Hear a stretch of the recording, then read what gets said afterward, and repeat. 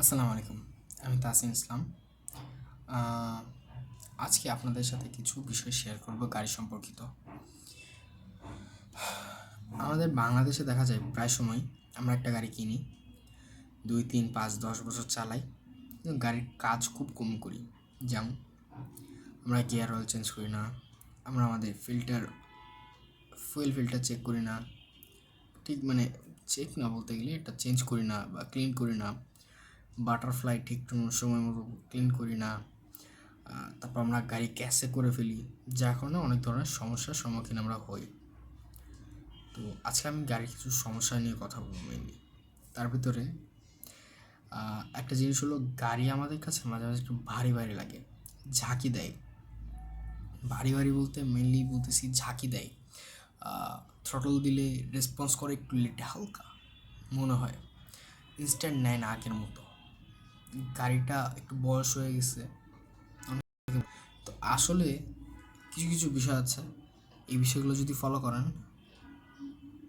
আপনার গাড়িও নতুন হইতে পারে। নাম্বার ওয়ান, আমাদের গাড়ি দেখা যায় ভারী হয়ে গেছে, এক্সেলারেশন দিলে ঠিক মতো আগাচ্ছে না, মানে আগাচ্ছে, চলছে, জোরেই চলছে, বাট একটু লেট রেসপন্স করে। কারণ কিছু কারণ আছে এটার। এক, ফুয়েল লাইন। ফুয়েল লাইনের কাজ কি? To run the engine smoothly. আমাদের যে ইঞ্জিনকে স্মুথলি কাজ করানোর জন্য এই ফুয়েল লাইন ফিল্টার আছে একটা। এই তেলটা অলরেডি পিউরিফাইড, কিন্তু তারপরও আমাদের প্রত্যেকটা গাড়ির একটা তেল, আদর্শ তেলের থাকে, যে 90 গ্রেডের তেল, 89 গ্রেডের তেল। আমাদের বাংলাদেশে এই নিয়মটা নাই। এখন কি হয়, আমরা যখন তেলটা দিই গাড়িতে, ওই ফিল্টারটা তেলে যত ধরনের ময়লা আছে, রাস্ট যা বলেন, সব ধরনের ময়লা বা যে ইঞ্জিনকে যে জিনিসগুলো ক্ষতি করবে সেই পার্টিকেলগুলোকে আলাদা ও নিজের কাছে রেখে দেয়, আর পিউরিফাইড তেলটাকে ইঞ্জিনে দিয়ে দেয়। হ্যাঁ, এই ফিল্টারটা মেনলি থাকে আইদার আপনার ট্যাঙ্কির ভেতরে, আর না হলে যে হোস পাইপের আগে বা ওইখানেই থাকে। ফুয়েল ইঞ্জিনটার আগে মাস্ট বি, কারণ ফুয়েল ইঞ্জিনটারে যে তেলটা যায় ওটা পিউরিফাইড হয়ে যায়। এখন কিছু কিছু সময় এমন হয় আমাদের ওই তেলটা মানে তেলের ছাঁকুনিতে একটু অতিরিক্ত পরিমাণে ময়লা জমা যায় বয়স হওয়ার কারণে। আপনি 1 বছর, 2 বছর, 3 বছর চালাচ্ছেন, ক্লিন করা হচ্ছে না, ময়লা হচ্ছে, যার ফলে কী হচ্ছে, তেলটা স্মুথলি আসতে পারছে না, ইঞ্জিনটা রান হইতে সমস্যা হইতেছে, এক্সেলেটারগুলো একটু লেট রেসপন্স করতে পারে, ইঞ্জিন একটু বেশি সাউন্ড করতে পারে, কিছু সিমটমস। তারপর আর কী কী রিজন থাকতে পারে? এয়ার ফিল্টার, অবশ্যই একটা এয়ার ফিল্টার আসলে কাজটা কী করে, আপনার ইঞ্জিন যে চলছে, ইঞ্জিন চলার জন্য কিন্তু অক্সিজেন দরকার, একটা ফ্রেশ এয়ার দরকার, ফ্রেশ এয়ার।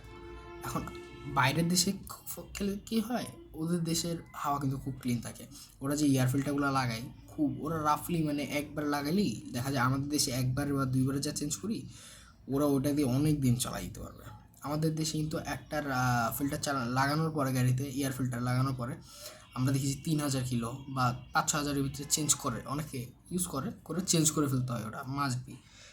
এখন বিষয় হলো, এই যে এয়ার ফিল্টার যদি ঠিক না হয় বা ভালো না হয় কোয়ালিটি, তাইলে আমাদের ইঞ্জিন হাওয়া নিতে পারে না ঠিক মতো। আমরা যেমন এই যে শ্বাস নিলে কী হচ্ছে, আমাদের হার্ট ঠিকমতো কাজ করতেছে, আমাদের ব্লাড ঠিকমতো পাম্প হইতে পারতেছে, পুরো শরীরে একদম সব কিছু অর্গান ঠিকমতো চলতেছে। গাড়িরও ঠিক এয়ার ফিল্টার দিয়ে হাওয়াটা এইভাবেই নেয়। ও যখন হাওয়া নেয়, ও যদি ভালো মতো হাওয়া পায়, ওর ইঞ্জিনের প্রত্যেকটা অঙ্গ প্রত্যঙ্গ আপনি যেমনে চাইবেন অমনে চলবে, আপনি যতটুক পারাবেন অতটুক চলবে, একদম ভালো মজা পাবেন চালায়, যদি এয়ার ফিল্টার 1 নম্বর হয়। 2, যদি হ্যাঁ, এয়ার ফিল্টার যদি খারাপ হয়ে থাকে, তাহলে ইঞ্জিন হাওয়া ঠিকমতো নিতে পারে না, অশুদ্ধ মানে আনপিউরিফাইড এয়ার নেয় আইদার, আর না হলে এমনও হইতে পারে হাওয়া নিতে পারতেছে না, কোনো একটা সমস্যা হয়েছে, যার কারণে এই হাওয়া যেহেতু নিতে পারতেছে না, আপনার ইঞ্জিন একটু লেট রেসপন্স করবে, একটু বেশি আওয়াজ করতে পারে, একটু খটখট করতে পারে, মানে আওয়াজটা একটু বেশি হবে। আর ইঞ্জিনে এক্সেলেটার পা দিলে আপনি বুঝতে পারবেন বিষয়টা। এরপর আসি অক্সিজেন সেন্সর আসলে কাজ এটা আপনার, সরি, থ্রটল বডি, 3 নম্বর পয়েন্ট থ্রটল বডি, 3 নম্বর পয়েন্ট থ্রটল বডির কাজ কি? থ্রটল বডির মেন কাজ এটাই, আপনি ইঞ্জিনটা স্টার্ট দিলেন, ইঞ্জিনে সামনে আপনি দেখবেন জায়গা আছে, ওখানে এয়ার ইনটেকের একটা জায়গা আছে ইঞ্জিনের। ইঞ্জিন রুমটা খুলবেন, ওখানে দেখবেন এয়ার ইনটেকের একটা জায়গা আছে। তো ওই এয়ার ইনটেক কতটুকু করবে, থ্রটল বডির কাজ এটা। থ্রটল বডিকে আমি মানে আর একটু বুঝে বলতে গেলে, আপনি যে এক্সেলেটার চাপছেন, ধরুন এই একটা শিল্ড আছে আমার হাতে, আমি এই হাতটা এই যে আমি যদি এই হাতটা এমনি সরাই তাহলে ভেতরে হাওয়া ঢুকতে পারবে, নাইলে না। ধরুন এই যে এমনি ধরে রাখছি না, আমি যখন এক্সেলেটার যতটুকু চাপবো, ধরুন আমি এতটুকু ধরুন আমি এই যে এরকম এক্সেলেটার আছে, আমি এতটুকু চাপছি, তখন এই থ্রটল বডি কী করবে, এভাবে হালকা একটু ওপেন হয়ে যাবে এয়ার ইনটেক হওয়ার জন্য। এটাই যে কতটুকু এয়ার আপনার ইঞ্জিন নিবে আপনার প্যাডেলের ক্ষেত্রে। আপনি যত বেশি প্যাডেল চাপবেন, আপনি যদি পুরো প্যাডেল চাপেন, থ্রটল বডি পুরো ওপেন হয়ে যাবে। কিন্তু এখানেও কথা আছে, থ্রটল বডি কিন্তু অপরিষ্কার হয়। থ্রটল বডি অপরিষ্কার হয়, থ্রটল বডি বা বাটারফ্লাই যেটা বলেন, এটা অপরিষ্কার হয় একটা সার্টেন টাইম পর। এটার কার্বন জমে, এটার উপরে কার্বন জমে, যার কারণে এটা ওপেন তো হয়, বাট কার্বনের কারণে হাওয়াটা কারেক্টলি যেতে পারে না। এই না যাওয়ার কারণে আপনার ইঞ্জিন বা যাই বলেন, এই যে এক্সেলারেটর করতেছেন, এটা আপনি ঠিকমতো পাবেন না, ফুল পাওয়ারটা আপনি পাবেন না। প্লাস এমন হবে যে আপনি এই এক্সেলেটার আছে, আপনি এই চাপতেছেন, এই যে চেপে ধরেন ছাড়বেন, চেপে ছাড়বেন, এই চেপে এই জায়গাটা গিয়ে ছেড়ে দিতেছেন না, দেখবেন এখানে হালকা একটা মনে হবে মিস করতেছে কোথাও, ইঞ্জিনটা ধরে রাখতে পারতেছেন, দিবেন দিবেন ছাড়বেন, দিবেন ছাড়বেন, দেখবেন এই যে যদি এমনি দিতে থাকেন না, তাহলে ঠিক থাকবে। আর এটা বেসিক ক্ষেত্রে, একদম শুরুর ক্ষেত্রে এটা হবে, এমনি এমনি এমনি ছাড়বেন, দেখবেন একটা মিস করবে। এটা থ্রটল বডির কারণে করে, এখানে ময়লা জমে যায়, যার কারণে এই সমস্যাটা হয়। আমাদের কাজ এগুলো ক্লিন করে রাখতে হবে। 4 নাম্বার পয়েন্ট, অক্সিজেন সেন্সর। এখন অক্সিজেন সেন্সর কি, গাড়িতে একটা অক্সিজেন সেন্সর থাকে।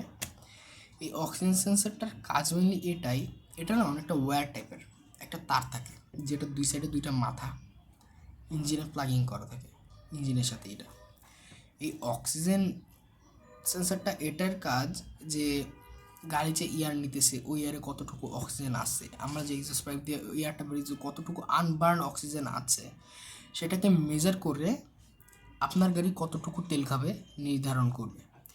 অক্সিজেন সেন্সরের কাজই এটা, যে গাড়ি এয়ার ইনটেক করতেছে, ঠিক আছে, কতটুকু ফুয়েল আপনার গাড়ি খাবে, কী পরিমাণ এফিসিয়েন্স দিবে, কী পরিমাণ মাইলেজ দিবে, সব কিছু অক্সিজেন সেন্সর। তারপর throttle position sensor, 4 number throttle position sensor. Throttle position কি সেন্সর কি, আমরা একটু আগে 2 নম্বর পয়েন্ট আমরা বলছিলাম থ্রটল বডি, 4 নম্বর পয়েন্ট থ্রটল পজিশন সেন্সর। এই থ্রটল বডিতে একটা সেন্সর থাকে, থ্রটল পজিশন সেন্সর। এই সেন্সরটার মেইন কাজ এটাই যে আপনি থ্রটল দিতেছেন,